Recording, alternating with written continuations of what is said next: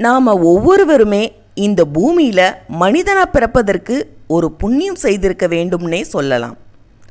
ஒவ்வொருவரும் புல், மரம், புழுவாக மற்றும் பல உயிரினங்களாக பிறப்பெடுத்ததற்கு பிறகுதான் இந்த அரிய மானிட பிறப்பை நாம் எடுக்கின்றோம். ஆனால் இந்த மானிட பிறவியின் முக்கிய நோக்கம் என்னவென்று தெரியாமலேயே பலர் தவறான வழிக்கு செல்கின்றனர். அவர்களை நல்வழிப்படுத்த சில ஞானிகள் தோன்றுவதுண்டு. அவ்வாறு தோன்றிய அவதார புருஷர்களில் அற்புதமானவர்தான் சாய்பாபா. அவரை பற்றி தான் இந்த வீடியோவில் நாம் பார்க்க போகிறோம். இது உங்கள் கதையின் நேரம். நான் உங்கள் ராஜி.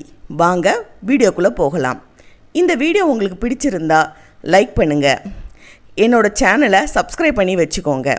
வாங்க வீடியோக்குள்ளே போகலாம். ஷீரடி சாய்பாபா தனது 16 வயதில்